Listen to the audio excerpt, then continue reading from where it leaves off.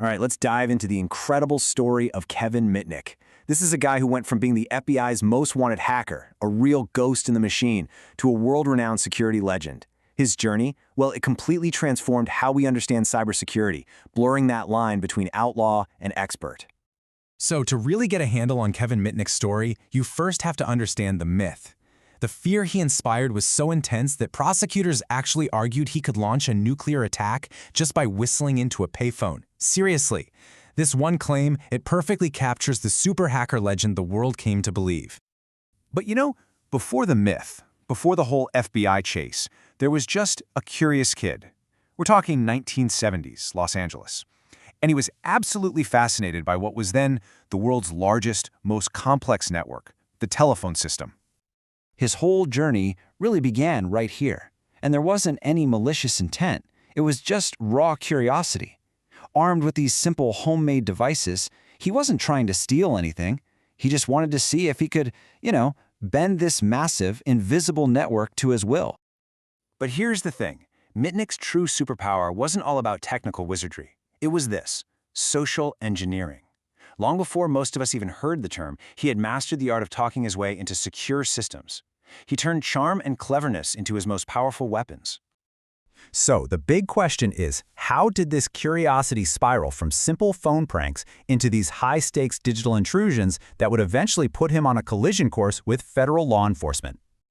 Well, his progression from a simple hobbyist to public enemy number one, it happened over a couple of decades. What started out as phone phreaking, just for fun, it evolved into these sophisticated hacks that put him right in the crosshairs of major corporations and, eventually, the FBI. He just kind of slipped into the systems of tech giants like Motorola and Nokia.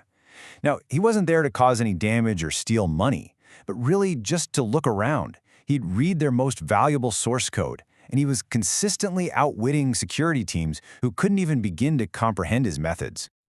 After a failed raid by the authorities, Mitnick knew he was a prime target. So, he did the only thing he could think of. He vanished. And this is what started one of the most famous cat-and-mouse chases in cyber history. He became what the media famously called a ghost in the wires. He was always on the move, constantly changing his identity, and using this whole network of payphones and old-school dial-up modems to cover his tracks, all just to stay one single step ahead of the agents hunting him down. And this really shows you the massive gap between the myth and the reality. The press painted him as this digital boogeyman who could start World War III. But the reality? His weapons of choice were a keyboard and a telephone. That's it. But of course, a chase like that can't last forever, and his eventual capture would prove to be just as dramatic as his 2 years on the run. In 1995, the hunt finally came to an end. With some crucial help from a fellow security expert, Tsutomu Shimomura, who Mitnick had actually targeted, the FBI finally cornered him and arrested him in his apartment in North Carolina. So his arrest created this brand new challenge for the entire legal system. How do you apply these old laws about theft and trespassing to these new, intangible digital crimes? The courts, they genuinely struggled to figure out what to do with him. After serving several years in federal prison, and that includes a long stint in pretrial detention, his story takes its most unexpected and frankly remarkable turn. His path to reinvention was, it was extraordinary. After he got out, he was banned from even touching a computer. But despite that, he systematically rebuilt his life, transforming from a convicted felon into one of the most sought-after security consultants in the entire world. He basically turned his infamous past into a legitimate and really successful career.